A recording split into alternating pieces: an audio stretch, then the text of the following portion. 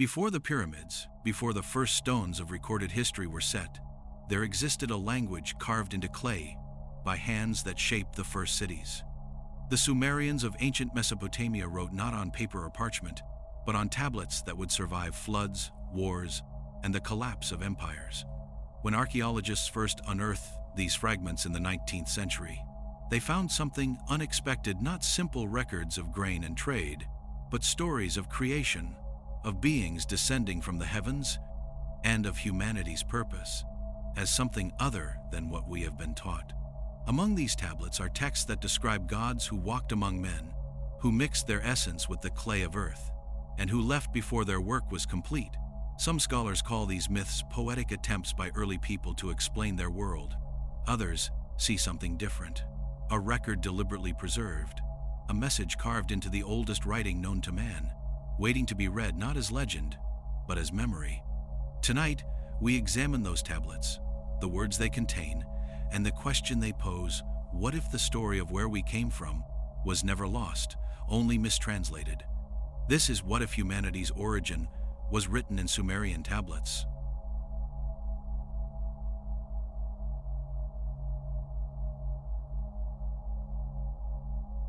In 1849, a British archaeologist named Austen Henry Layard stood in the ruins of ancient Nineveh, brushing dust from a fragment of baked clay. The surface was covered in wedge-shaped marks, tiny impressions pressed into the tablet before it was fired. These were not decorative. They were intentional, systematic, and numerous. Layard had found the first large collection of cuneiform tablets, the oldest known form of writing in human history.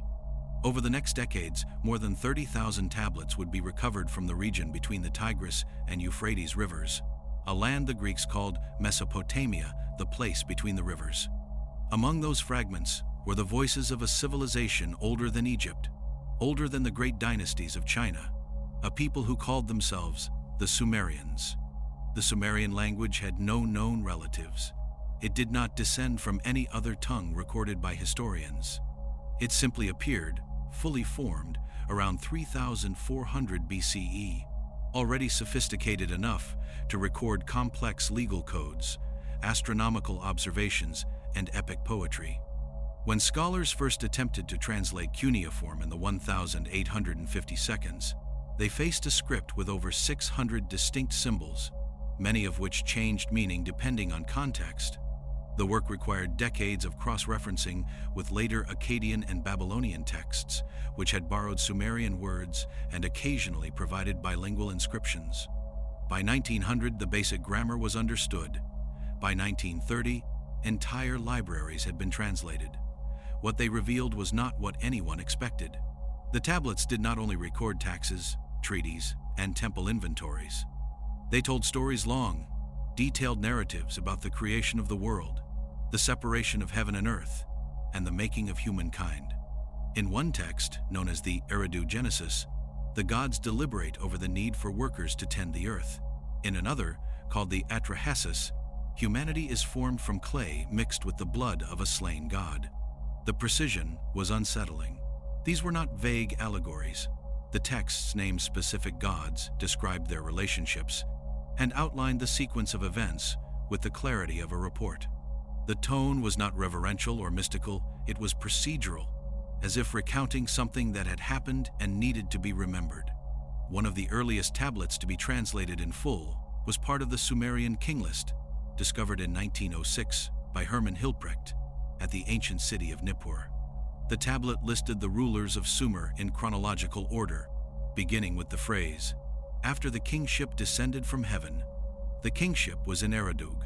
The list continued with the names of kings and the lengths of their reigns, but the numbers were extraordinary. The first king, Alulim, was said to have ruled for 28,800 years. His successor, Alalyar, ruled for 36,000 years. 8 kings in total were listed before the flood, each reigning for tens of thousands of years. After the flood, the reigns became shorter, still measured in centuries, but no longer in millennia. The transition was abrupt, as if something fundamental had changed. Mainstream scholars interpreted this as mythological exaggeration, a way for ancient scribes to express the distant, almost divine authority of early rulers. But the detail was strange. The numbers were not random. They followed patterns multiples of 60, the base of the Sumerian numerical system. If these were myths, they were highly organized myths, recorded with the precision of a calendar. Some researchers noted that the king list was copied and recopied across different cities and centuries, always with the same figures. If it was fiction treated as fact for over 1,000 years. By the early 20th century, more tablets emerged that deepened the mystery. In 1914, during excavations at the ancient city of Kish, a text was found describing the Anunnaki beings who came down from the heavens, and who were described not as metaphors, but as physical entities with roles, hierarchies, and conflicts. The word Anunnaki itself means those who from heaven to earth came. Some tablets name them individually: Anu, the Sky Father; Enlil, Lord of the Air; Enki, God of Water and Wisdom. They were not distant, unknowable forces. They argued, divided labor, and made decisions in councils. One text described how Enlil grew tired of the noise of humanity and sent a flood to silence them. Another told how Enki, in defiance, warned a man named Ziusudra to build a boat and save his family. The similarity to the biblical story of Noah was undeniable, but the Sumerian version predated the Hebrew Bible by at least 1,000 years. In fact, many biblical scholars now accept that the Genesis flood narrative was likely adapted from earlier Mesopotamian sources. The Epic of Gilgamesh, a later Babylonian text also derived from Sumerian stories, contains a nearly identical account. This suggested that the flood was not a unique Hebrew tradition, but a memory preserved across cultures, originating in Sumer, and carried forward by every civilization that followed. What troubled some researchers was not the myth itself, but its preservation. Why would a story be retold with such consistency across millennia, unless it was considered essential? The Sumerians did not write casually.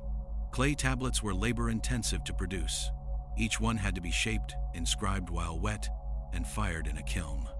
Writing was reserved for things that mattered: laws, temple records, astronomical charts, and these stories. If the creation of humanity and the actions of the Anunnaki were merely metaphorical, why were they given the same documentary care as contracts and king lists? In 1902, the German archaeologist Friedrich Delitzsch gave a controversial lecture in Berlin titled Babel und Bibel, arguing that much of the Old Testament was borrowed from Babylonian and Sumerian sources. He presented side-by-side comparisons of Genesis and the Enuma Elish, the Babylonian creation epic, which itself drew from older Sumerian texts. The parallels were precise: the separation of waters, the creation of light, the fashioning of man from earth. Religious authorities were outraged, but scholars could not deny the evidence. The question became, if the Bible borrowed its creation story from Sumer, and if Sumer claimed their gods were literal beings, then what were the Hebrews actually translating? The language barrier itself added another layer of uncertainty. Sumerian cuneiform could be read phonetically, but many signs had multiple meanings. The word for God, dingir, could also mean sky or bright. The term for heaven, An, was also the name of the chief deity. Context determined meaning, but context required assumptions. When a tablet described the Anunnaki descending from An, did it mean descending from the god Anu, or descending from the sky? The grammar allowed both. Translators had to choose which interpretation fit the narrative they believed was being told. By the 1950 seconds, thousands of cuneiform tablets had been catalogued, but only a fraction had been fully translated. Many remained in museum storage, their contents unknown. Among these were administrative texts, medical records, and what appeared to be technical manuals, instructions for metallurgy, agriculture, and irrigation systems far more advanced than expected from a Bronze Age society. One tablet described a method for purifying water using crushed charcoal and sand, a process not rediscovered in Europe until the 18th century. Another outlined the principles of crop rotation to prevent soil depletion. The Sumerians knew things they should not have known, or at least, things they should not have known so early. The language remained a mystery in one final way: its origin. Every other known language evolved gradually, leaving traces of simpler forms in older dialects. Sumerian appeared complete, with no clear ancestor. Linguists have classified it as a language isolate, meaning it shares no known genetic relationship with any other language family on Earth. It simply emerged, was used for over 2,000 years, and then vanished, absorbed into Akkadian and Babylonian. The people who spoke it wrote of gods who gave them writing, laws, and the knowledge to build cities. Whether this was a metaphor for cultural development or a record of something else, the tablets themselves do not say. They only preserve the claim, carved into clay, that the knowledge came from elsewhere.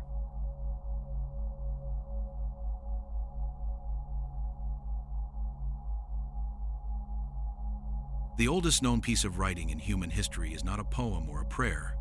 It is an accounting ledger. Found in the ancient city of Uruk, dated to around 3400 BCE, the tablet records quantities of barley, livestock, and labor hours. But even this mundane text holds significance. It proves that writing was not invented for art or religion.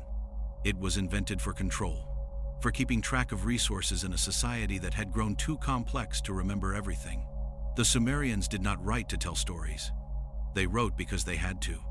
Yet within a few hundred years, the same script used to count grain was being used to record the Eridu Genesis, one of the oldest creation narratives ever discovered. The shift from bookkeeping to cosmology happened quickly, as if the technology of writing had unlocked something larger, an ability not just to record the present, but to preserve the past and project the future. The Sumerians became archivists of their own existence, and in doing so, they wrote down what they believed to be the origins of the world. The Eridu Genesis, pieced together from fragments found in Nippur and other sites, describes a time before cities, when the earth was barren and uninhabited. The god Enki is credited with creating order, separating land from water, establishing the first settlements, and organizing the labor of lesser beings. The text then introduces the creation of humanity, described as a deliberate act to relieve the gods of physical toil. One passage reads, "Let man carry the load of the gods." This is not symbolic language. It is transactional. Humanity, according to the text, was designed with a function. In the Atrahasis, another Sumerian origin text preserved in later Akkadian versions, the details become even more explicit. The tablet describes how the Anunnaki gods were themselves laboring, digging rivers, clearing irrigation channels, building the infrastructure of the early world. After 40 years of this work, they rebelled. They laid down their tools, surrounded the house of Enlil, and demanded relief. A council was convened. The solution proposed by Enki was to create a new worker, a primitive worker. The text calls it who would take on the burden. The method described is unsettling in its specificity. The god Vela, described as having intelligence, is slaughtered. His blood is mixed with clay, and from this mixture, humans are formed. The text states, "From his flesh and blood, let Nintu mix clay, that God and man may be joined in the clay." This imagery, blood mixed with earth, appears repeatedly across Sumerian literature. It is not presented as allegory, it is presented as process. The tablets describe ratios, ingredients, divine oversight. They name the goddess responsible, Nintu, also called Ninhursag, the mother of all living. Her title predates the biblical Eve, yet her role is nearly identical. She is the one who shapes the form, who breathes function into the clay, who presides over the creation of biological life. Modern readers often interpret these passages as primitive attempts to explain natural reproduction or the mystery of consciousness. But the Sumerians had words for natural birth. They used different terms when describing human reproduction versus this initial act of creation. The distinction was deliberate. What they described in the creation tablets was not the birth of children, but the formation of a species, an event separate from the ordinary process of life. In 1912, a French excavation at the ancient city of Susa unearthed a cylinder seal, a small carved stone used to roll impressions into wet clay. The seal depicted a scene, a seated figure, larger than the others, surrounded by standing humans who appeared to be presenting offerings. Above the seated figure were symbols associated with the Anunnaki. The inscription, translated later, read, "Enki, creator of man, receives the labor of his creation." The image was not worshipful in the traditional sense. It was documentary. It showed hierarchy, function, relationship. The humans were smaller, but they were not groveling. They were working. By the mid-20th century, the sheer volume of cuneiform tablets had made one thing clear. The Sumerians did not write in metaphors the way later cultures did. When they described building a temple, they gave measurements. When they described a flood, they listed the duration.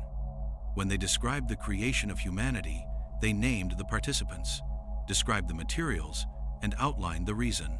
If these were myths, they were myths told with the tone of engineering manuals. The question began to shift. It was no longer whether the Sumerians believed these stories, but why they wrote them the way they did. Why describe gods as beings with tasks, frustrations, and counsels? Why depict creation as a mixture of divine material and earthly substance? Why preserve these details across generations with such consistency that even cities separated by hundreds of miles kept identical versions of the same texts? One of the most detailed accounts comes from a series of tablets called the Enuma Elish, the Babylonian creation epic, which borrowed heavily from earlier Sumerian sources. The text describes how the universe began in chaos, how the gods emerged from primordial waters, and how they eventually divided roles and responsibilities. Marduk, the chief Babylonian god, defeats the chaos monster Tiamat and uses her body to create the heavens and the earth. But the text does not stop there. It goes on to describe the creation of humanity using the blood of Tiamat's slain consort, Kingu, mixed with earth. The purpose is stated plainly: let him be burdened with the toil of the gods, that they may freely breathe. These are not the words of people worshipping distant, incomprehensible forces. These are the words of people describing employers, taskmasters, and engineers. The relationship between humanity and the Anunnaki, as depicted in the tablets, is not one of awe, but of labor arrangement. Humans serve, and in return, the gods provide order, irrigation, laws, and the structure of civilization. What complicates this further is the technological language embedded in some texts. One tablet describes how the goddess Ninhursag purified the clay before mixing it, using a term that later Sumerian texts associate with refining metals or filtering liquids. Another describes how the first humans were placed in rows and observed for defects. The vocabulary is agricultural, but the process described is more like quality control. In a few rare fragments, the word gulupu is used, a term that scholars translate as tree or reed, but which in context seems to describe something structural, possibly a mold or form into which the clay-human mixture was placed. None of this proves the tablets are literal, but it does raise the question of why a Bronze Age people would use such precise procedural language if they were only telling a symbolic story. Modern myths do not describe the gods measuring ingredients or checking outcomes. They describe miracles, divine will, and instant transformation. The Sumerian texts, by contrast, describe steps sulid d, repeatable, recorded as if someone might need to reference them later. By the time cuneiform had been fully deciphered in the early 1900s, scholars had a problem. The Sumerians had written the world's first literature, the first laws, the first astronomical charts, and the first detailed account of humanity's creation by beings they called gods, who came from the sky, who labored on earth, and who made humans to continue that labor. Whether this was history or mythology, no one could say. But it was written first, and everything that came after, including the Bible, borrowed from it.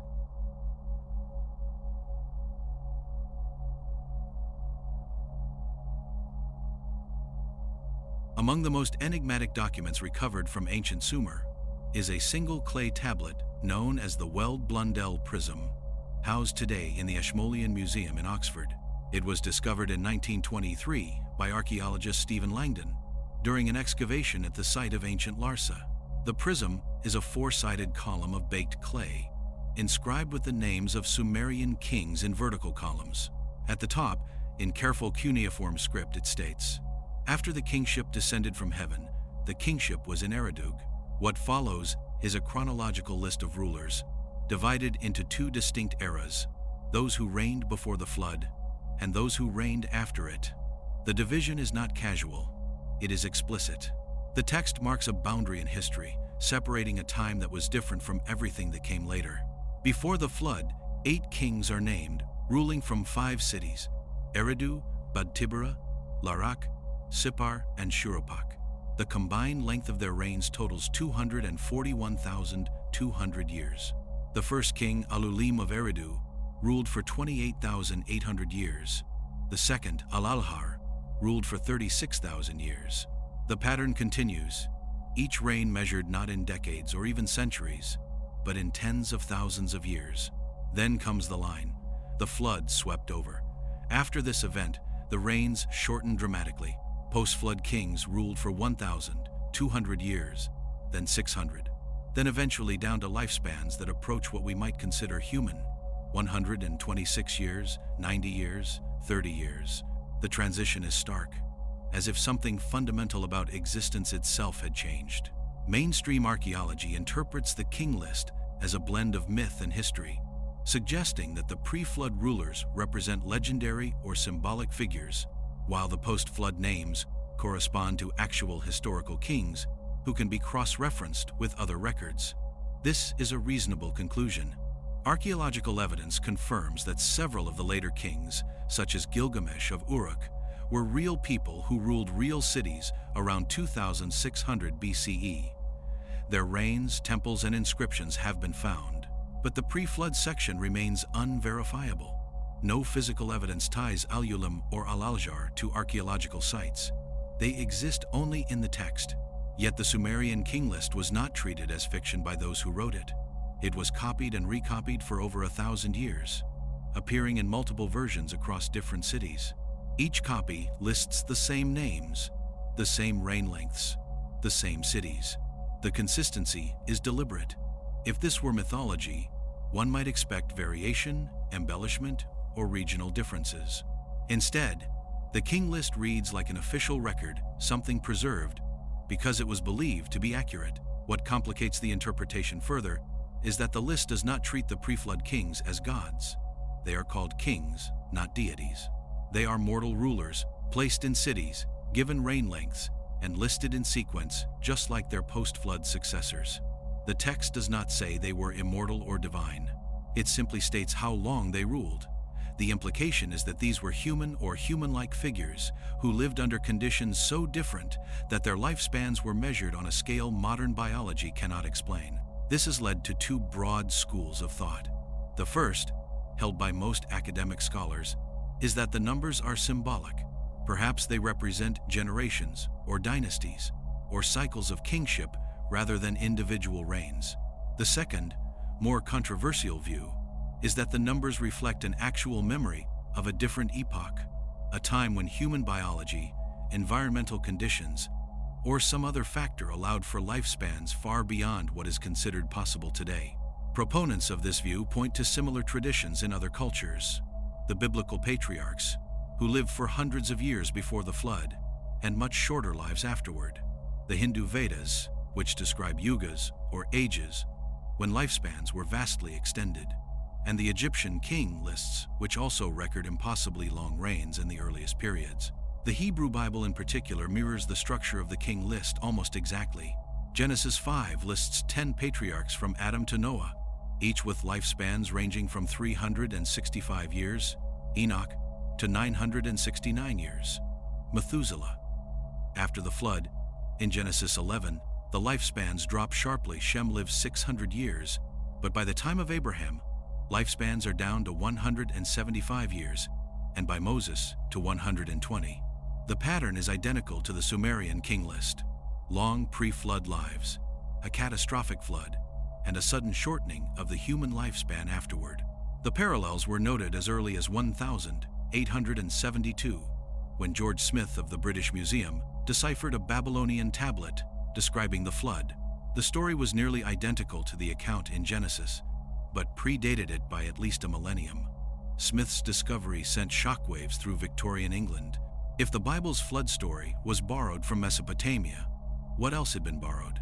And if the Sumerians listed kings before the flood, who ruled for tens of thousands of years, what were the Hebrews describing when they wrote of patriarchs who lived for centuries? Some researchers have suggested that the numbers in both traditions were corrupted over time, or that ancient scribes used different counting systems that modern scholars misinterpret. Others have proposed that the years might refer to lunar months rather than solar years, which would reduce the figures to more plausible ranges. But these explanations create as many problems as they solve.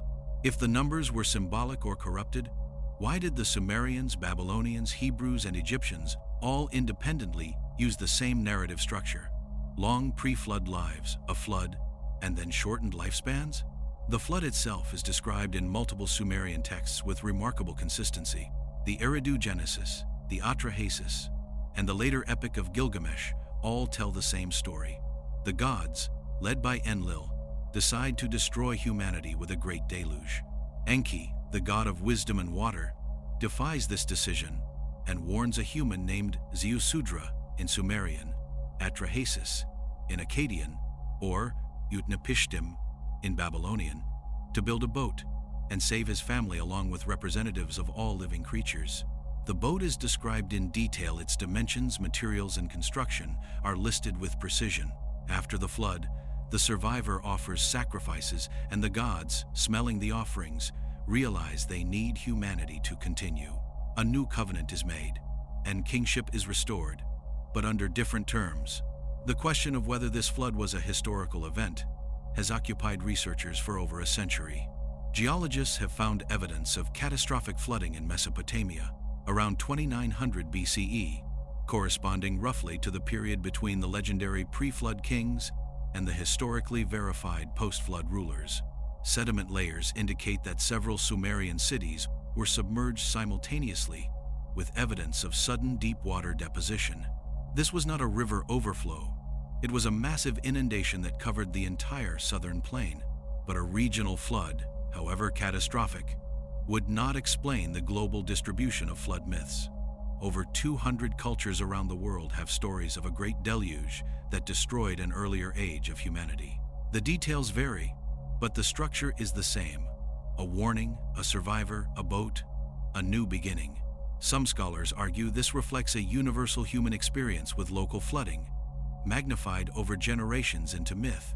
Others suggest it points to an actual worldwide event, perhaps the rapid melting of glaciers at the end of the last ice age, around 10,000 BCE, which raised sea levels by over 120 meters and submerged vast coastal regions where early human populations may have lived. The Sumerian king list does not explain what caused the flood, only that it happened, and that afterward, everything changed.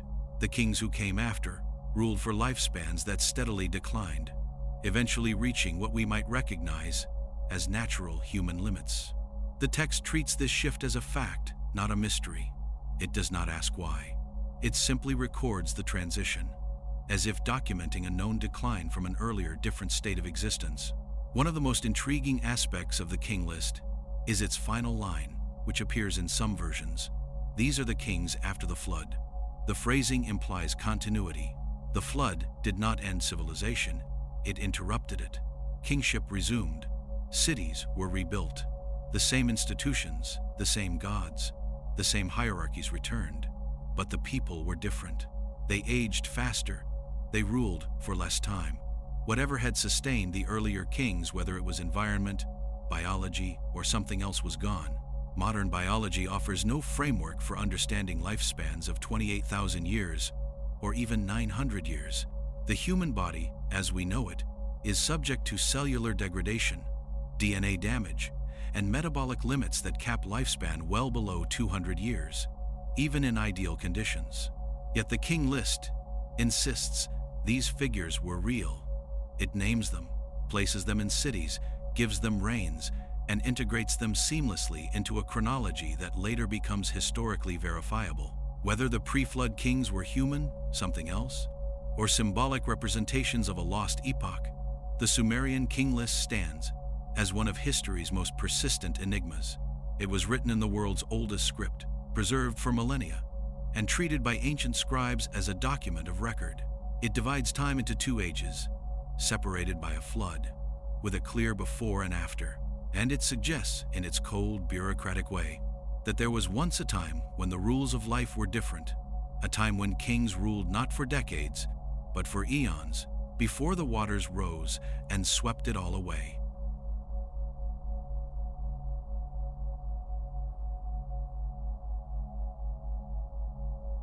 The Anunnaki appear across Sumerian texts not as abstract forces or distant creators, but as individuals with names, roles, and relationships. They are described as beings who came down from heaven and who organized the early world into a functioning system. The word Anunnaki itself has been debated. Most scholars agree it translates roughly to those who from heaven to earth came, though the exact grammar is ambiguous. What is not ambiguous is their function. They are portrayed as administrators, engineers, and rulers beings, with specific jobs who delegated tasks and managed resources. The earliest mentions of the Anunnaki appear in texts from the 3rd millennium BCE, during the early dynastic period of Sumer. They are not yet gods in the later religious sense. They are called Dingir, a Sumerian word often translated as God, but which can also mean shining one, or those of the bright sky. The term is visual, not theological. It describes appearance or origin, not divinity. In these early texts, the Anunnaki are divided into ranks. At the top is Anu, described as the father of the sky. Below him are his sons, Enlil, the lord of the air and storms, and Enki, the lord of waters and wisdom. These three form a triad of authority, and beneath them are dozens of lesser Anunnaki, each assigned to specific tasks: agriculture, metallurgy, building, law, and the oversight of human labor.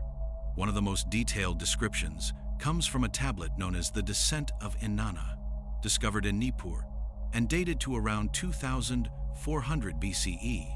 The text describes how Inanna, the goddess of love and war, descends into the underworld ruled by her sister Ereshkigal. At each of 7 gates, she must remove a piece of her divine regalia, her crown, her robe, her jewelry, until she arrives naked and powerless. The story is often read as a symbolic death and rebirth, but the language is strikingly literal. The gates are physical structures. The journey takes time. Inanna's power is not intrinsic, it is worn, removable, tied to objects. When she returns to the surface, she must reclaim these items to restore her authority. This depiction of gods as beings whose power comes from tools or garments is unusual. Most ancient mythologies describe divinity as an inherent quality. But in Sumerian texts, the Anunnaki carry symbols of office, the Mi, a Sumerian concept often translated as divine decrees or cosmic principles. These Mi are described as objects that can be stolen, traded, or lost. Inanna herself is said to have tricked Enki into giving her several Mi while he was drunk, which she then brought to her city of Uruk to enhance its power. The Mi include knowledge of kingship, writing, metalworking, music, and the art of warfare. They are not abstract, they are transferable, functional, almost technological. The word Mi has no clear equivalent in modern languages. Some scholars translate it as divine power, others as cultural institution. But in the texts, the Mi behave more like devices or blueprints. Whoever possesses them can wield the associated ability. This has led to speculation that the Sumerians were describing advanced knowledge or technology given to humanity by the Anunnaki, encoded in the language of mythology, because no other vocabulary existed. In the Atrahasis, the Anunnaki are described as originally performing physical labor themselves. For 40 years, the text states, they dug the Tigris and Euphrates rivers, clearing channels for irrigation and drainage. The work was exhausting. The text describes them complaining, throwing down their tools, and surrounding the house of Enlil in protest. A council is called. Enki proposes a solution: create a new worker to bear the burden. The decision is unanimous. Humanity is made not as an act of love or inspiration, but as a labor-saving measure.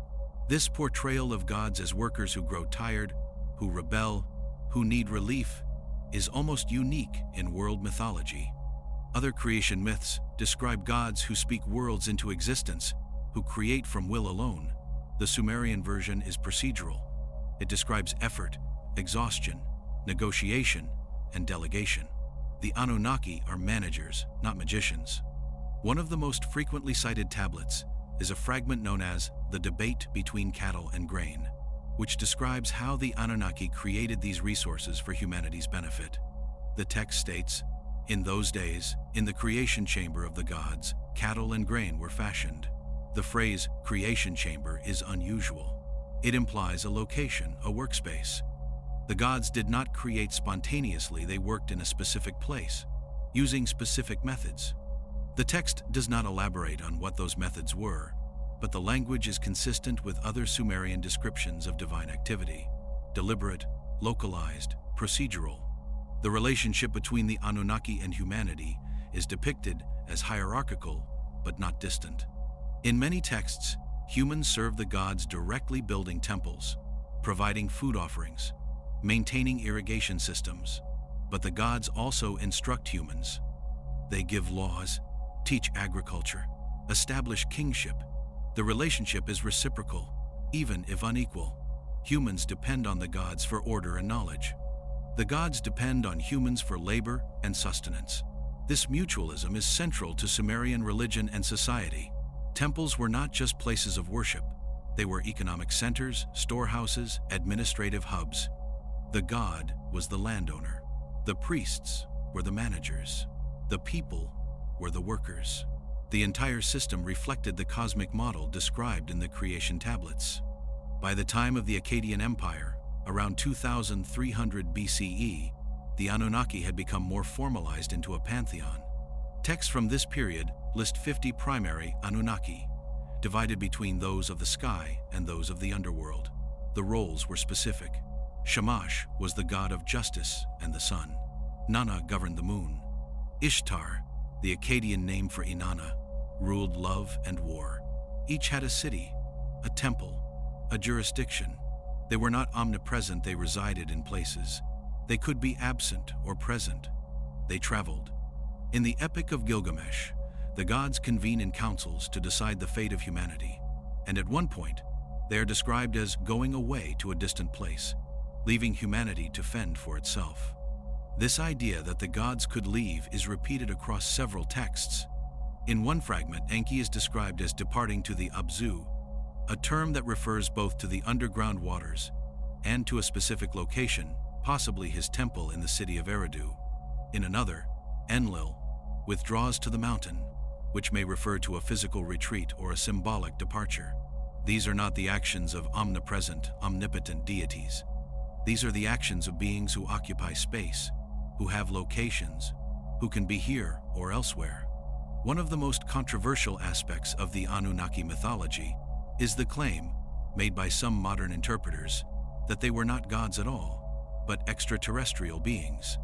This interpretation is largely based on the work of Zecharia Sitchin, a researcher who published a series of books beginning in the 1976, starting with The 12th Planet. Sitchin argued that the Anunnaki were visitors from a planet called Nibiru, which he claimed had a 3,600-year elliptical orbit around the sun. According to his interpretation, the Anunnaki came to Earth to mine gold, created humans as workers through genetic engineering, and eventually left, leaving behind only stories and ruins. Sitchin's theories have been widely rejected by mainstream scholars. His translations of Sumerian cuneiform have been criticized as inaccurate, and his astronomical claims about Nibiru are not supported by modern planetary science. No evidence of a hidden planet with such an orbit exists, and the mechanics of such a system would violate known laws of celestial dynamics. Yet Sitchin's work has been hugely influential in popular culture, spawning entire subcultures devoted to ancient astronaut theories and alternative archaeology. What makes Sitchin's work compelling to some, despite its flaws, is that he took the Sumerian texts literally. Where scholars saw metaphor, he saw description. Where they saw gods, he saw visitors. He treated the Anunnaki not as mythological inventions, but as historical actors. His mistake, according to critics, was not in reading the text closely, but in misreading the language itself. Sumerian is complex, context-dependent, and often poetic even in its most factual passages. A literal translation does not necessarily reveal literal truth. Still, the question remains, why did the Sumerians describe their gods the way they did? Why are they physical, localized, hierarchical, and procedural? Why do they eat, travel, argue, and need rest? Why are their powers tied to objects that can be stolen or lost? These are not the characteristics of the transcendent deities found in later religions. They are the characteristics of something else, something that, whether divine or not, the Sumerians understood as real, present, and essential to the structure of their world. The tablets do not answer these questions. They only preserve the descriptions, written in the oldest language, in the oldest cities, by people who had no reason to lie and no framework for fantasy. They wrote what they believed to be true. Whether that belief was based on memory, experience, or imagination, the text does not say. It only says, "These are the gods who came down, who created us, who gave us laws, and who may one day return."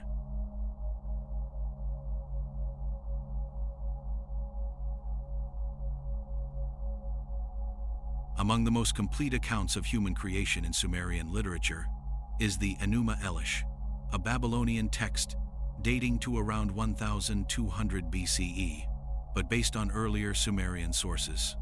The name translates as "when on high," the opening words of the epic.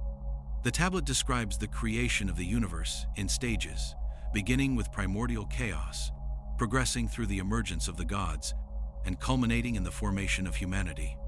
Unlike later religious texts, the Enuma Elish does not treat creation as a miracle. It treats it as a process, one that involves conflict, labor, and deliberate engineering. The narrative begins with two primordial entities, Apsu, representing fresh water, and Tiamat, representing salt water. Their union produces the first generation of gods, who are noisy and disruptive. Apsu, disturbed by the chaos, decides to destroy them. Enki learns of the plan and kills Apsu. Tiamat, enraged, creates an army of monsters to avenge her consort. A younger god, Marduk, volunteers to fight Tiamat on the condition that he be granted supreme authority over all the gods. He defeats Tiamat, splits her body in half, and uses the pieces to create the heavens and the earth. After establishing cosmic order, Marduk turns his attention to a practical problem. The gods are still burdened with maintaining the universe. The solution, as in the Atrahasis, is to create a servant race. Marduk orders the execution of Kingu, Tiamat's second consort, and the leader of her monster army. From Kingu's blood, mixed with clay, humanity is formed. The text states, "Blood I will mass and cause bones to be. I will establish a savage, man shall be his name. He shall be charged with the service of the gods, that they might be at ease." The language here is transactional. Humans are not created for companionship, spiritual evolution, or the glory of the gods. They are created to work. The term used for savage is lalu, which in Akkadian can mean primitive or mixed. Some scholars interpret this as referring to the hybrid nature of humanity, part divine, the blood of Kingu, and part earthly, the clay. Others see it as a description of humanity's role, a creature designed to interface between the divine and the material. The mixing of blood and clay appears in nearly every Mesopotamian creation account. It is not poetic flourish. It is repeated formula. The Atrahasis describes it in nearly identical terms. The Eridu Genesis, though fragmentary, uses the same imagery. Later Babylonian medical texts refer to the human body as clay of the gods, and anatomical descriptions sometimes mention the blood of the slain god as the source of human consciousness or intelligence. This suggests the metaphor, if it is a metaphor, was deeply embedded in how the Mesopotamians understood themselves. What makes the creation account unusual is the specificity of the materials. The Enuma Elish does not say Marduk spoke humanity into being. It says he used blood and clay. The Atrahasis adds even more detail. The blood of the slain god Wela is mixed with pure clay from the Abzu, the underground freshwater reservoir associated with Enki. The goddess Ninhursag, described as the Lady of Form, shapes the mixture into 14 portions, 7 male and 7 female. The portions are then quickened through a process the text does not fully describe, but which involves saliva, ritual words, and the goddess's breath. The result is 14 humans, the first of the species, created in a single batch. This assembly line imagery has led some researchers to compare the account to modern concepts of bioengineering. The blood provides genetic material, the clay provides structure, the goddess shapes and activates. Whether this was how the Sumerians literally understood it, or whether they were encoding a more abstract truth in biological language, is unclear. But the consistency of the description across multiple texts suggests it was central to their cosmology. In a tablet recovered from the library of Ashurbanipal in Nineveh, dated to the 7th century BCE, but copying older Sumerian material, another version of the creation appears. This one focuses on the role of Enki, who is described as the fashioner of forms. The text states that Enki opened the clay mold and breathed the breath of life into the first humans. The phrase clay mold is suggestive. It implies a container or form into which the material was placed, a method more aligned with craftsmanship than divine spontaneity. The tablet goes on to describe how the first humans were tested by the gods. They were placed in a garden, given tasks, and observed. Those who performed well were kept. Those who failed were discarded. The language is clinical. It describes quality control, selection, refinement. After several iterations, the text states, a good model was achieved, and this model was allowed to reproduce. From this point forward, humanity continued through natural birth, but the original creation was artificial, deliberate, and overseen by divine engineers. The garden mentioned in this text bears a striking resemblance to the Garden of Eden in the biblical Genesis. In the Sumerian version, the garden is called Dilmun, described as a place where the raven uttered no cry, the lion killed not, the wolf snatched not the lamb. It is a paradise, but also a testing ground. Enki creates it for the goddess Ninhursag, and it is there that the first humans are placed, given water and food, and instructed in basic tasks. Later, one of the humans, variously named Adapa or Adamu, disobeys a divine command and is cast out. The parallels to Adam and the fall are undeniable, though the Sumerian version is older by at least 1,000 years. What differentiates the Sumerian creation from the biblical one is the absence of sin. In Genesis, the fall is a moral failure. Humanity is punished for disobedience and pride. In the Sumerian version, the expulsion is procedural. The human fails a test, is deemed unfit for the divine garden, and is sent to live on earth. There is no talk of eternal punishment or inherited guilt. The event is treated as a sorting process. Those who pass remain close to the gods. Those who fail are sent to labor in the world. The concept of the breath of life also appears in both traditions. In Genesis, God breathes into Adam's nostrils, and he becomes a living soul. In the Enuma Elish and Atrahasis, the goddess breathes into the clay forms, activating them. The image is identical, but the Sumerian texts add a detail the Bible omits. The breath is not just divine spirit, it is described as containing the essence of the god, a physical transfer of something from the creator to the created. Some tablets use the word napishtu, which can mean life, breath, or soul, but which in medical contexts refers to something measurable, something that can be present or absent. The number 14, 7 male, 7 female also recurs across multiple creation accounts. It appears to have symbolic significance, though the meaning is debated. 7 is a sacred number in Mesopotamian numerology, associated with completeness and divine order. The creation of 7 pairs suggests a balanced beginning, a stable population from which to expand. Later texts describe these original 14 as the seed of humanity, the ancestors from whom all people descend. Genetic studies have, intriguingly, identified population bottlenecks in human history moments when the total human population dropped to very small numbers, possibly as few as a few thousand individuals. One such bottleneck is estimated to have occurred around 70,000 years ago, following the eruption of Mount Toba in Indonesia. Another, less well documented, may have occurred around 10,000 BCE, coinciding with the end of the last ice age. While these events occurred long before the rise of Sumer, they suggest that the idea of humanity descending from a small founding population is not purely mythological. It may reflect a deep, inherited memory of near extinction and rebirth. The creation tablets also describe a period of instruction, during which the Anunnaki teach the first humans essential skills. Enki is credited with giving humanity the knowledge of language, writing, agriculture, and law. These gifts are not presented as theft or rebellion. They are deliberate transfers of knowledge.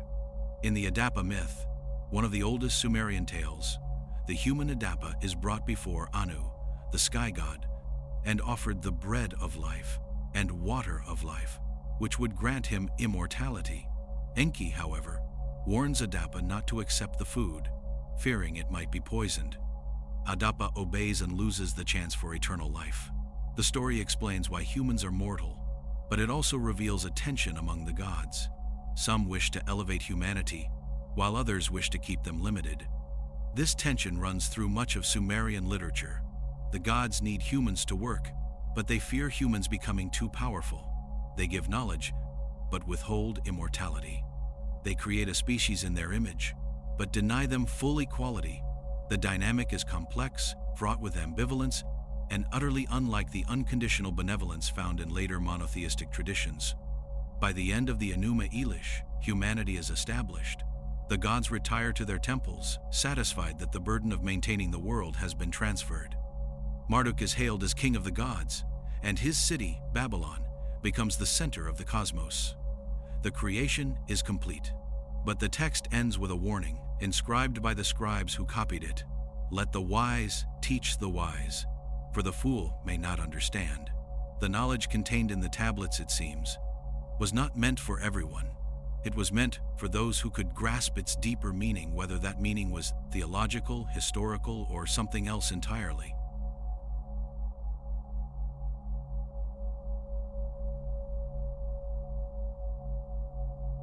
One of the most mysterious groups described in ancient Mesopotamian texts are beings called the Igigi.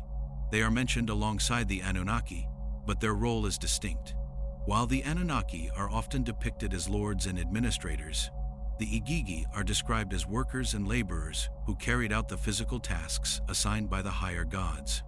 The clearest description of the Igigi comes from the Atrahasis, where they are identified as the gods who initially dug the rivers and irrigation channels.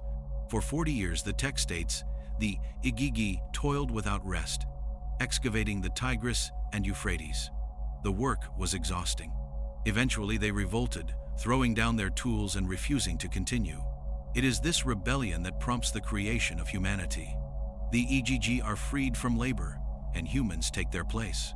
The word Igigi may derive from a root meaning to watch or to guard, leading to the translation, the Watchers.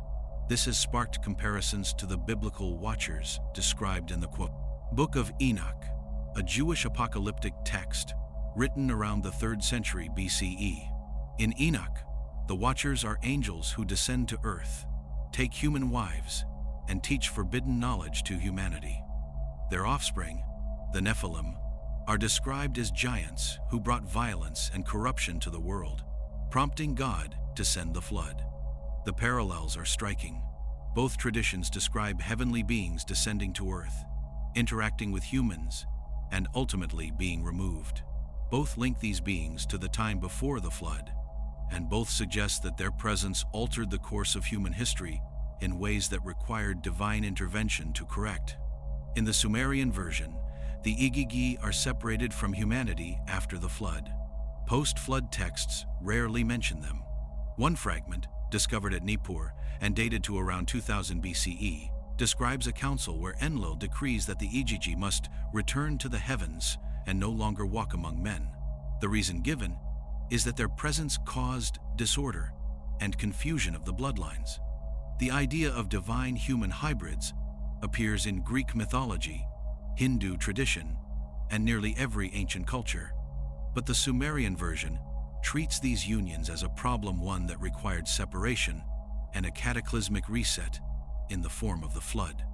In the Epic of Gilgamesh, the hero himself is described as 2/3 god, 1/3 man. His strength and wisdom set him apart, but he is still mortal. His quest to achieve eternal life fails. The story suggests that even partial divinity is not enough to escape death, a boundary the gods have set and will not allow to be crossed. The term Watchers appears in the Book of Enoch, where they are led by Azazel, who teaches humans metallurgy, cosmetics, and weaponry knowledge that was supposed to remain hidden. These are practical skills, not spiritual insights. The giving of this knowledge is treated as a transgression. In Sumerian texts, similar events are described with less moral judgment.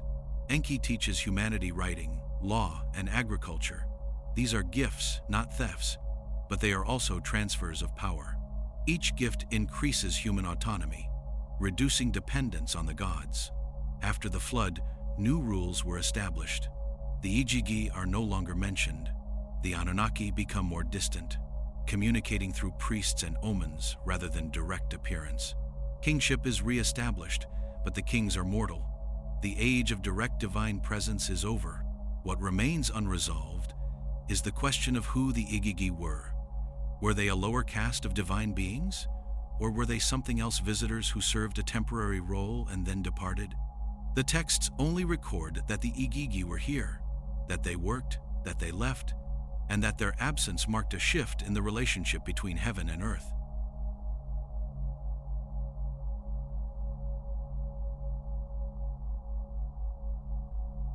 One of the more controversial interpretations of the Sumerian texts comes from the claim that the Anunnaki came to Earth not to guide humanity, but to extract resources, specifically gold.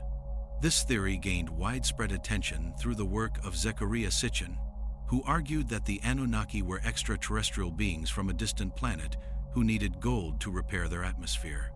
According to Sitchin, they initially mined the gold themselves, but the work proved too difficult, leading them to genetically engineer humans as a labor force. While mainstream scholars reject this interpretation, the theory persists because elements of it can be found, however loosely, in the ancient texts.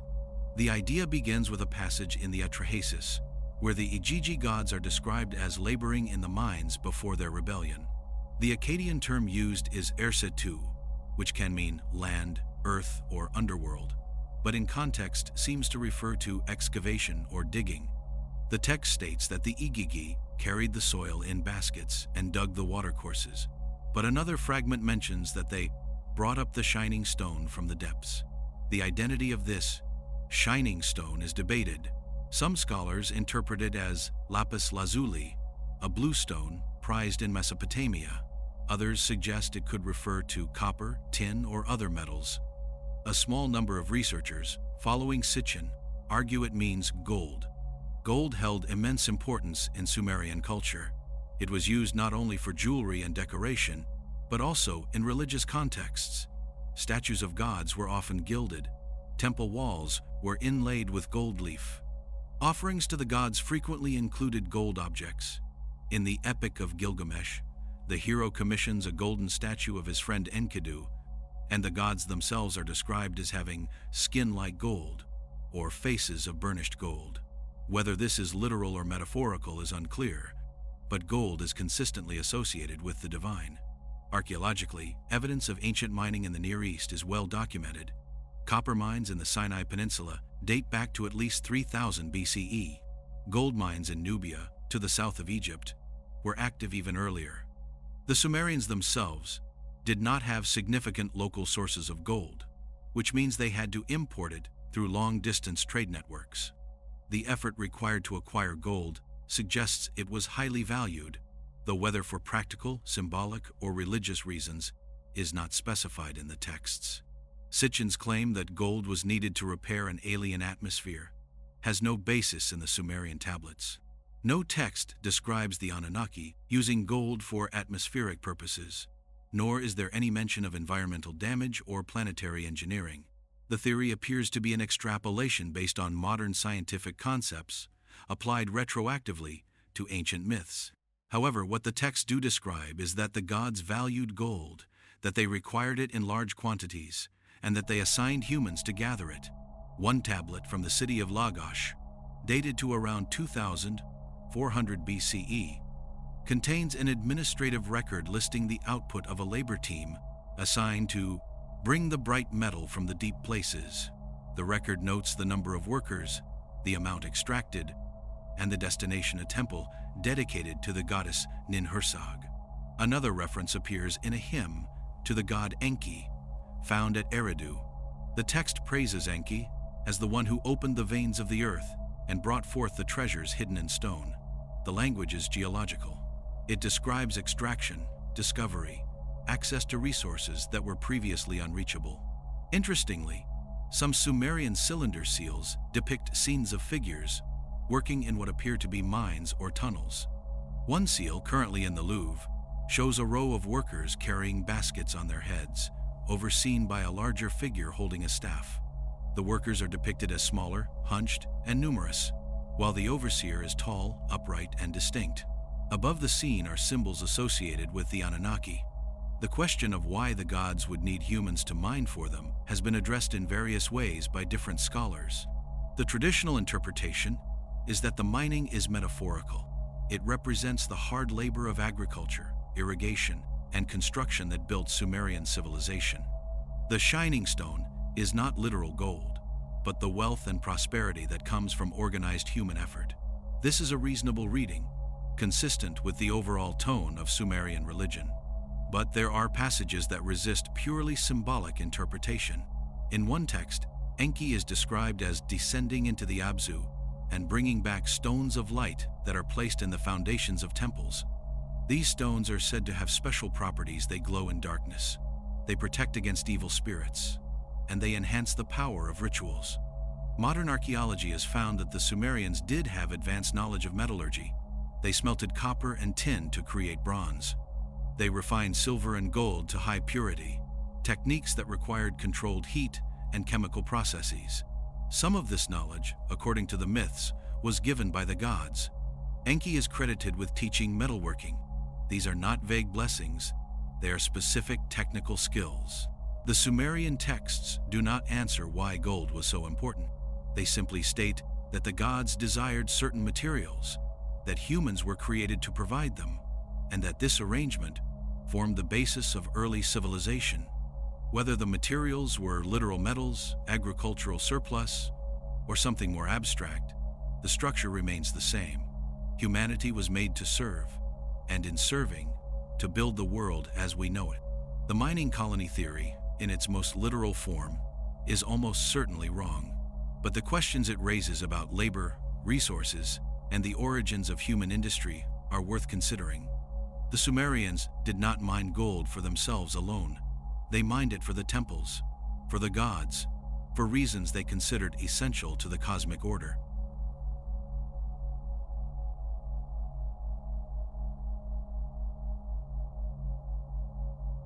Among the most unsettling aspects of the Sumerian creation accounts is the language used to describe how humans were made. The texts do not speak of divine breath alone or a spoken command. They describe a process, one involving materials, mixtures, and procedures, overseen by specific gods with specialized knowledge. To modern readers, especially those familiar with biological science, the descriptions can sound less like mythology and more like an ancient attempt to describe genetic engineering. The clearest example comes from the Atrahasis, where the goddess Ninhursag, also called Nintu or Belet Ili, meaning Lady of the Gods, is tasked with creating humanity. The text describes her working in a creation chamber, or house of shaping, a location separate from the general assembly of the gods. She is assisted by Enki, the god of wisdom and water, who provides the instructions. The process is detailed. First, the blood of a slain god, Wi'ila, is collected. This blood is described as containing intelligence or awareness, traits the gods wish to transfer to the new creation. The blood is then mixed with pure clay from the Abzu, Enki's underground domain. The mixture is kneaded, shaped, and divided into 14 portions. Ninhursag places each portion into a mold or form, then seals it. The text uses the word womb to describe these molds, suggesting an incubation process. After a period of time, the text says 10 months, the forms are opened, and the first humans emerge.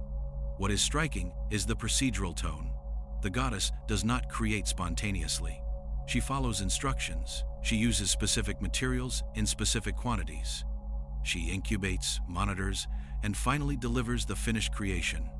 This is not magic, it is craft. And the result is not a single individual, but a batch, a set of identical or near identical beings, all produced at once. The language of mixing, purifying, and incubating has led some researchers to draw parallels to modern genetic engineering. In contemporary biology, creating a new organism involves combining genetic material from donors, cultivating it in controlled conditions, and waiting for it to develop. The ancient Sumerians had no knowledge of DNA, genes, or cellular biology, but they described in their own vocabulary a process that mirrors the steps of deliberate biological creation. The most controversial modern interpreter of these passages is Zecharia Sitchin, who argued that the Anunnaki used advanced genetic techniques to alter a pre-existing hominid species, creating Homo sapiens as a hybrid between their own biology and that of early humans. Mainstream scholars reject Sitchin's interpretation for several reasons. First, his translations of cuneiform are often criticized as inaccurate. Second, his astronomical claims are not supported by evidence. Third, his entire framework requires accepting that the Anunnaki were extraterrestrial beings, a claim that has no basis in the texts themselves. Yet even without accepting Sitchin's conclusions, the language of the texts remains unusual. Why describe creation as a mixture of blood and clay? Why specify that the blood came from a god with intelligence? Why use the term pure to describe the clay, as if impure clay would yield a different result? In the Enuma Elish, the creation of humanity is similarly procedural. Marduk commands the execution of Kingu, and from his blood, Lulu, the primitive worker, is formed. The term Lulu has been debated. Some translate it as savage or beast man. Others note that it can mean mixed or crossbreed. In later Akkadian texts, Lulu is used to describe hybrid animals, mules for instance, which are the offspring of a horse and a donkey. Modern genetics has revealed that Homo sapiens did interbreed with other hominid species, including Neanderthals and Denisovans. Most humans today carry small percentages of Neanderthal DNA. While this is not what the Sumerian texts describe, it does establish that the concept of human ancestry involving more than one lineage is scientifically accurate. Another intriguing detail is the emphasis on the goddess Ninhursag as the one who shapes the forms. In Sumerian culture, Ninhursag was associated with fertility, childbirth, and the creation of life. In medical texts, she is invoked in prayers for safe childbirth. Her role in the creation myths is consistent with this function. She is not just a creatrix, but a specialist in biological processes. One tablet describes a series of experiments where Ninhursag creates various plants and animals by mixing different materials and incubating them in her body. Some of the creations are successful. Others are deformed or fail to live. The story reads as a description of iterative experimentation, testing combinations, observing results, refining methods. If the Sumerians were describing a genetic experiment, they would not have had the vocabulary to do so directly. They would have had to use the language available to them, words from agriculture, animal husbandry, pottery. Mixing clay and blood is how one might describe combining substances without words for genetics. Incubating in a womb is how one might describe a controlled growth environment.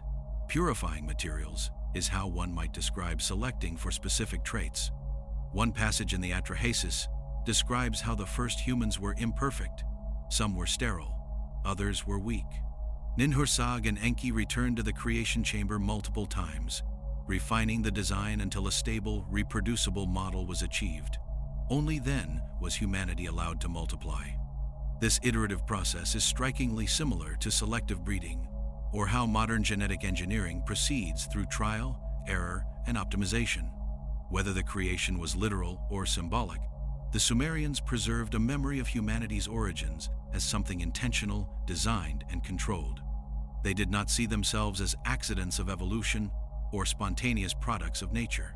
They saw themselves as the result of a deliberate act carried out by beings with knowledge, skill, and purpose. And they wrote it down in the oldest script on the oldest tablets so that it would not be forgotten.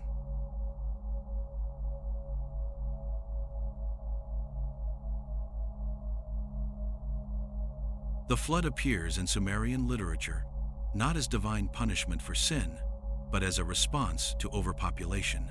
In the Atrahasis, the gods grow disturbed by the noise of humanity. The text states, "The land bellowed like a bull. The god was disturbed by their uproar. Enlil heard their clamor and said to the great gods, 'The noise of mankind has become too much. I lose sleep because of their racket.' The solution Enlil proposes is extermination. The other gods agree, with one exception. Enki, who has grown fond of humanity and decides to intervene.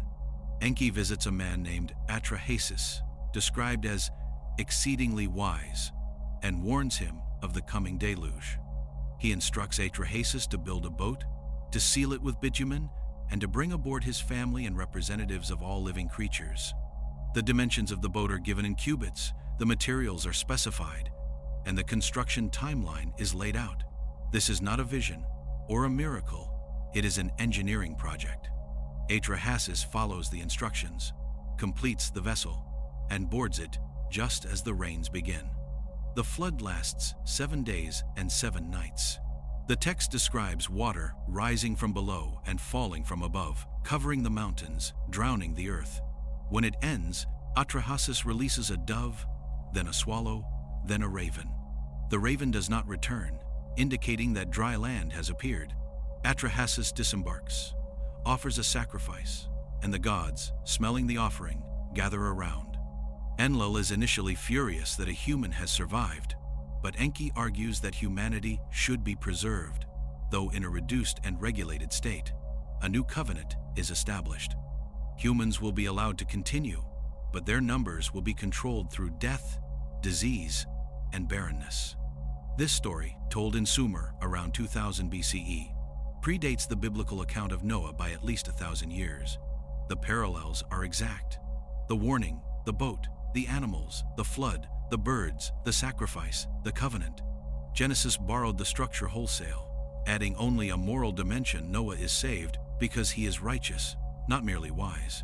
In the Sumerian version, there is no sin. The flood is not punishment, it is population control. The Epic of Gilgamesh includes the flood story as told by Utnapishtim, a man who survived the deluge and was granted immortality by the gods. Gilgamesh seeks him out, hoping to learn the secret of eternal life. Utnapishtim recounts the flood in vivid detail, describing how the storm was so violent that even the gods were terrified. He describes how he sealed the boat, how the waters rose, how the world was drowned, and how, when it ended, he was the only human left alive. The gods, Utnapishtim says, wept at what they had done. They had not intended to destroy everything, only to reduce the noise, but the flood exceeded their control. The goddess Ishtar is described as lamenting, "The days of old have turned to clay, because I commanded evil in the assembly of the gods." The regret is profound. The gods realize they have made a mistake, and they vow never to repeat it. The question of whether the flood was a historical event has been debated for over a century. Geologists have found evidence of catastrophic flooding in Mesopotamia around 2900 BCE, corresponding to sediment layers that indicate sudden, deep inundation. The city of Ur, excavated by Leonard Woolley in the 1920 seconds, revealed an 8-foot layer of clean clay separating 2 distinct periods of occupation. Woolley declared, "This is the flood of Genesis." While most scholars now believe the deposit represents a localized river flood rather than a global deluge, it does confirm that massive flooding occurred in the region, but the Sumerian flood is not described as local. The texts state that the entire world was covered, that all life perished except those on the boat. If this was a real event, it must have been regional but perceived as total by those who experienced it. In a flat, low-lying river valley like southern Mesopotamia, a massive flood could easily seem apocalyptic, drowning every settlement and leaving only water as far as the eye could see. The timing also aligns with a known environmental shift. Around 3000 BCE, the Persian Gulf experienced rising sea levels due to glacial melt. Coastal settlements would have been inundated, forcing populations inland. Some researchers have suggested that the memory of this gradual submersion was later compressed into the narrative of a sudden divine flood. What is undeniable is that the flood story was central to Sumerian identity. It divided history into two eras, before and after. It explained why the kings of old lived for millennia, while later kings lived for decades. It justified the establishment of new laws and new relationships between gods and humans. The flood was not incidental, it was foundational. Over 200 cultures around the world have flood myths, many with strikingly similar details. The Greeks told of Deucalion, who survived a flood sent by Zeus. The Hindu Matsya Purana describes Manu, warned by a fish to build a boat before the world is drowned. The Chinese have Gunyu, who controlled the Great Flood. Indigenous peoples from the Hopi to the Mapuche speak of great waters that covered the land. Some scholars attribute this global distribution to the fact that every culture experiences flooding, but the consistency is remarkable. The warning, the boat, the animals, the dove or bird, the sacrifice, these elements repeat too precisely to be entirely independent. In the Sumerian version, the flood is followed by a covenant. The gods agree to limit humanity's growth through natural means, death, infertility, illness, rather than wholesale destruction. The text states, "Let there be a third category among the people, women who bear and women who do not bear." This is interpreted as the introduction of biological limits on reproduction. The gods also create demons and diseases to periodically reduce numbers without requiring another flood.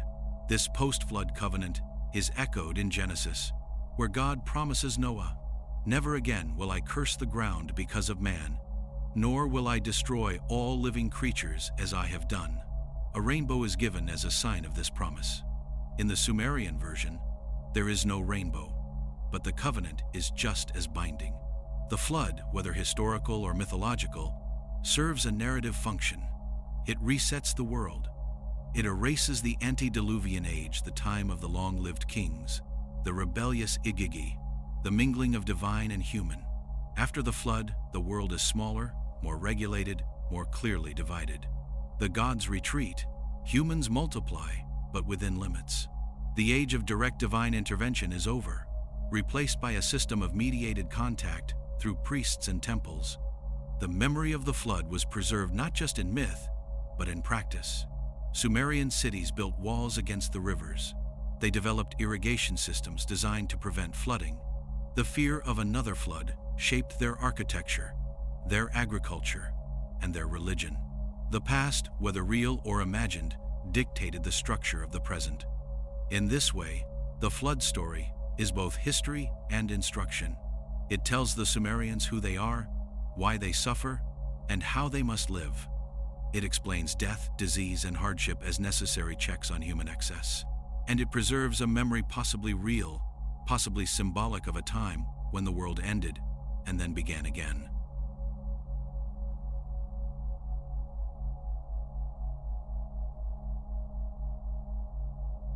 After the flood, the relationship between the gods and humanity changed. The direct, almost casual interactions described in pre-flood texts give way to a more formalized system. The gods no longer walk among humans. They communicate through priests, omens, and dreams. Knowledge, once freely given by Enki and others, becomes restricted, guarded, and parceled out in controlled amounts. This shift is described in several texts as deliberate, a decision made by the gods to prevent humanity from growing too powerful or too independent. One of the most explicit accounts appears in a fragment known as the Adapa myth, discovered among the tablets at Amarna in Egypt, but originating from Mesopotamian sources. Adapa is described as the first man created by Enki, endowed with wisdom but denied immortality. One day, while fishing, Adapa is capsized by the south wind. In anger, he breaks the wind's wing, calming the storms but also disrupting the cosmic order. Anu, the sky god, summons Adapa to heaven to answer for this transgression. Before Adapa departs, Enki warns him that he will be offered the bread of death and the water of death, and that he must refuse them. Adapa obeys. But when he arrives, Anu, impressed by Adapa's wisdom, offers him not death, but the bread of life and the water of life, which would grant immortality. Adapa, following Enki's instructions, refuses. Only afterward does he learn that he has rejected eternal life. The opportunity is lost forever. The story has been interpreted in multiple ways. Some see it as a myth explaining why humans must die. Others read it as a parable about the dangers of blind obedience. But there is a third interpretation, that Enki intentionally withheld immortality from humanity, fearing what would happen if humans became equal to the gods. What is clear is that after the flood, the gods became more cautious about what they shared. The me, those divine principles or decrees that govern civilization, were no longer distributed freely.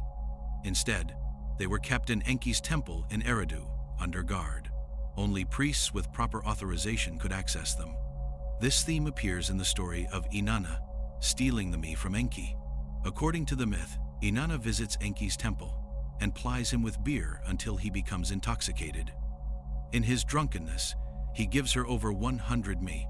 Inanna loads the me onto her boat and flees to her own city, Uruk. When Enki sobers up, he realizes what he has done and sends monsters to retrieve them, but Inanna escapes. The story is often read as a myth about the transfer of cultural authority, but it also reflects an anxiety about knowledge being too widely distributed. The me are not infinite, they are finite, transferable objects. Whoever possesses them wields their power. The biblical story of the Tree of Knowledge echoes this structure. In Genesis, God forbids Adam and Eve from eating the fruit of the tree of knowledge of good and evil. The serpent tempts them, saying, "You will be like God." They eat, gain knowledge, and are immediately expelled from the garden. The punishment is mortality. Now, lest he reach out his hand and take also from the tree of life, God says, and so humanity is barred from eternal life. The parallels to the Adapa myth are clear. In both stories, knowledge and immortality are kept separate. Humans may have one, but not both. The gods fear that if humanity possesses both wisdom and eternal life, they will become equals or rivals. This severance is described in several post-flood Sumerian texts as a necessary boundary. One fragment states, "Wisdom was given to man, but the secret of the gods was withheld." The implication is that there is knowledge humans are meant to have, and knowledge they are not. In later Babylonian and Assyrian texts, this restriction becomes even more explicit. The practice of divination and astrology was restricted to trained priests. Unauthorized divination was punishable by death. The rationale was that certain knowledge was too powerful to be handled by the uninitiated.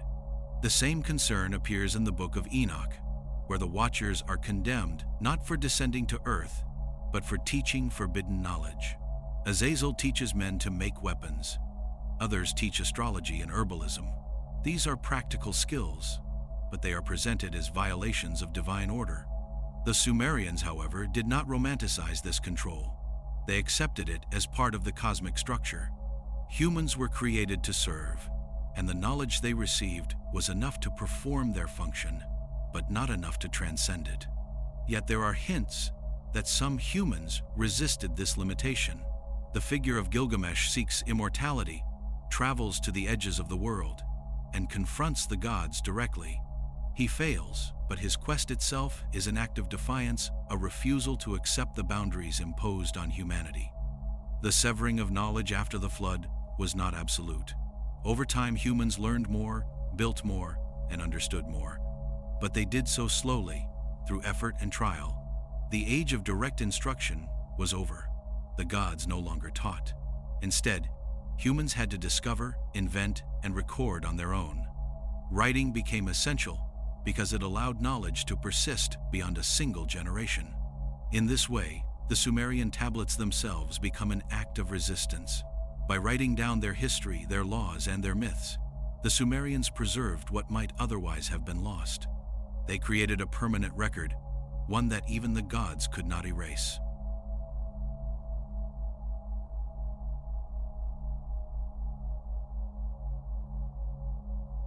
The rediscovery of cuneiform in the 19th century was one of the most significant archaeological achievements in history.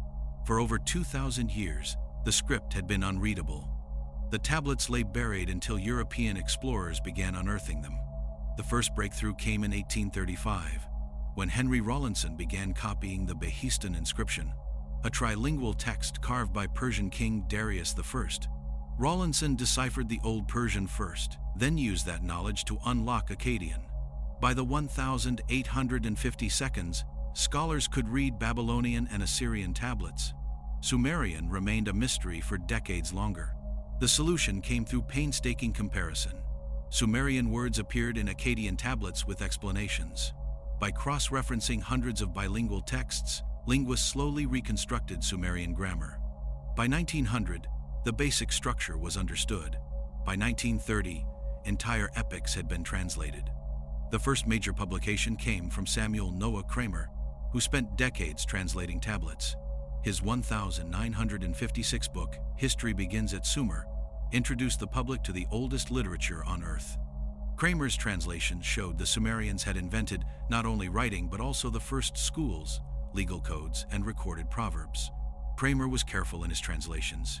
He noted ambiguities and gaps. But even his conservative interpretations revealed a worldview far more complex than previously imagined. The Sumerian gods were active, involved, and procedural. The relationship between divine and human was contractual, not worshipful.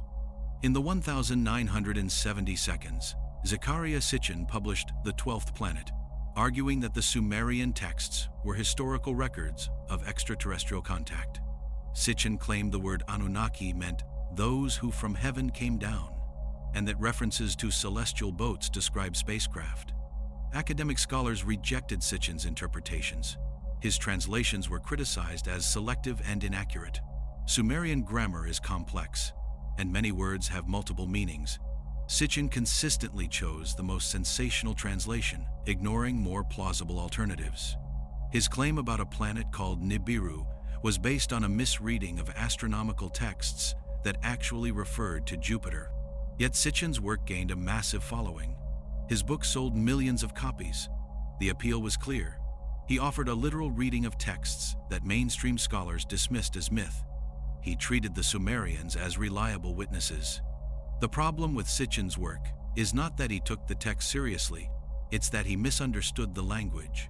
A single cuneiform sign can represent a syllable, a word, or a concept. When a text says the Anunnaki came from An, does it mean from the god Anu, from the sky, or from a heavenly realm? All three are grammatically possible. Professional translators navigate these ambiguities by relying on context, parallel texts, and linguistic patterns. Sitchin often chose meanings that fit his narrative, even when other interpretations were more likely. Despite academic rejection, Sitchin's influence persists. Researchers like Eric von Daniken and Graham Hancock have built on his foundation, arguing that ancient texts describe advanced beings who visited Earth in prehistory. Mainstream scholars counter that these texts are myths. Myths serve psychological, social, and spiritual functions. To read them as literal accounts is to misunderstand their purpose. This is the standard academic interpretation. But the Sumerian texts resist easy categorization.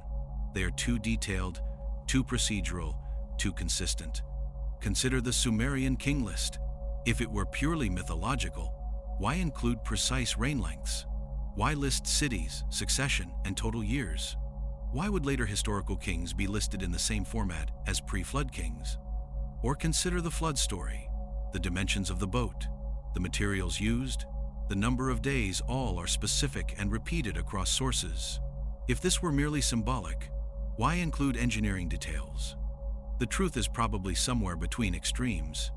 The Sumerians did record myths, but they also recorded what they believed to be history. A king could be both historical and mythological. A flood could be both real and divine. The gods could be both cosmic forces and specific entities. Modern translators continue working through thousands of tablets that remain untranslated. new discoveries are still being made. Each new text refines our understanding and sometimes introduces new mysteries. The Sumerian tablets are not a single coherent narrative. They are a library, thousands of voices spanning centuries. To read them is to enter a world that is familiar and alien. The Sumerians worried about taxes, honored their dead, and sought meaning in the stars. But they also believed they had been created by beings from the sky, that those beings had taught them everything, and that their purpose was to serve a cosmic order. Whether that belief was based on reality, misunderstood phenomena, inherited memory, or imagination, the tablets do not say. They only preserve the claim, written in the oldest script, in the oldest cities, by people who had no reason to lie, and they wait in museums and archives for translators who will continue deciphering, interpreting, and arguing over what it all means.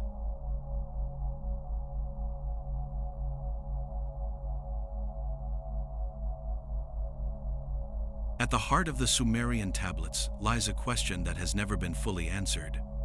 Were the stories they tell meant as history or as myth? The distinction seems clear to modern readers. History is what happened. Myth is what people believed or imagined. But for the Sumerians, that line may not have existed. They recorded both in the same script, on the same tablets, using the same tone and structure. A king list that names historical rulers also names kings who ruled for 28,000 years. A creation story that describes divine beings mixing blood and clay is copied and preserved with the same care as a legal contract. To the scribes, it all mattered. It all needed to be remembered. This ambiguity has made the Sumerian texts endlessly debatable. Scholars interpret them as mythology, poetic attempts to explain the origins of the world, the development of civilization, and the nature of divine authority. The gods are symbols. The numbers are exaggerations. The creation accounts are allegories for natural processes like reproduction, agriculture, or social organization. This is a reasonable interpretation, supported by linguistic analysis, comparative mythology, and the study of how oral traditions evolve over time. But there is another reading, one that takes the texts at face value. What if the Sumerians wrote what they believed to be true? What if the Anunnaki were not symbols, but beings they encountered or inherited memories of? What if the creation of humanity was not a metaphor, but an event their ancestors witnessed or participated in? What if the long-lived kings, the flood, the severed knowledge, and the departure of the gods were all real, recorded in the only language available, and passed down as essential history? This interpretation is harder to accept, because it requires rethinking what we know about the past. It suggests that before recorded history, there was something else, another age, another kind of world, perhaps even another kind of humanity. It suggests that the rise of civilization was not a slow, gradual process, but a sudden leap, catalyzed by knowledge that came from somewhere outside the normal course of human development. There is some archaeological support for this idea, though it is controversial. The earliest cities in Sumer Eridu, Uruk, Ur appear suddenly around 4000 BCE, fully formed with irrigation systems, monumental architecture, and sophisticated social organization. There is little evidence of a slow buildup. Villages existed before, but the transition from village to city was rapid, almost abrupt. Writing, metallurgy, mathematics, and law all emerge in the same narrow window of time. Some researchers have called this the Sumerian explosion, comparing it to the Cambrian explosion in biology, when complex life forms appeared suddenly in the fossil record. Where did the knowledge come from? The Sumerians themselves said it came from the gods. Enki taught writing. Ninhursag shaped the first humans. The Anunnaki gave the Me, the principles of civilization. Whether these gods were literal beings, cultural heroes who were later deified, or symbolic representations of collective human achievement, the result is the same. Knowledge appeared, was recorded, and became the foundation of everything that followed. The flood divides this history into before and after. Before the flood, the world was different. Kings lived longer. Gods walked among men, and the boundaries between the divine and the human were more permeable. After the flood, those boundaries hardened. The gods withdrew. Humanity was left to manage itself, guided by laws and traditions, but no longer directly supervised. This is the structure the Sumerians recorded, and it is echoed in the Bible, in Greek mythology, in Hindu cosmology, and in the oral traditions of indigenous cultures worldwide. Modern science offers no explanation for why so many cultures remember a flood, a golden age, and a subsequent decline. Evolutionary psychology suggests that humans are predisposed to imagine lost paradises and fallen states because it helps us make sense of suffering and mortality. Anthropology argues that flood myths arise naturally in societies living near rivers, lakes, or oceans, where flooding is a common threat. These are plausible explanations, but they do not account for the specificity of the Sumerian version, or for why it was written down, preserved, and treated as foundational truth for millennia. There is also the matter of the tablets themselves. They were not ephemeral. They were baked, stored, and archived in libraries. The Sumerians developed a scribal class specifically to maintain these records. They built institutions around the preservation of knowledge. When Babylon conquered Sumer, they copied the tablets. When Assyria conquered Babylon, they copied them again. The library of Ashurbanipal in Nineveh contained thousands of cuneiform tablets, many of them duplicates of older Sumerian originals. The texts were considered important enough to protect, copy, and carry forward through every political upheaval and cultural shift. If they were only myths, why the effort? Why not let them fade, as so many oral traditions do? The answer may be that the Sumerians believed the tablets contained essential information about who they were, where they came from, and how to maintain the order of the world. Losing that knowledge was unthinkable, so they wrote it in clay, which does not decay, and they fired it in kilns, which makes it nearly indestructible. They created a permanent record, one that could outlast empires, languages, and even memory itself. And they succeeded. The tablets survived. They were buried under the ruins of dead cities, but they endured. When archaeologists unearthed them, they found not just stories, but a worldview, a complete cosmology, preserved in the oldest writing system ever invented. To read the tablets is to hear the voices of people who lived 5,000 years ago, speaking across the centuries, asking to be understood. The question remains, what were they trying to say? Were they recording myths to explain their world, or were they recording history to preserve a truth they feared would be forgotten? Were the Anunnaki gods, or something else? Was the creation of humanity a metaphor, or a memory? Was the flood a natural disaster, or a deliberate reset? The tablets do not answer these questions directly. They only present the claim over and over in text after text, city after city, century after century. We were made by beings from the sky, for a purpose we still serve. Perhaps the truth is less important than the fact that the question endures. For thousands of years, humans have wondered where they came from, why they exist, and what lies beyond the boundaries of the known. The Sumerians asked the same questions. They wrote down the answers they found, whether those answers came from observation, revelation, or imagination. And those answers, preserved in cuneiform on clay, have shaped every civilization that followed. The Bible borrowed from them. The Greeks built on them. The Romans inherited them. The medieval scholars translated them. The Enlightenment thinkers dismissed them. The modern world rediscovered them.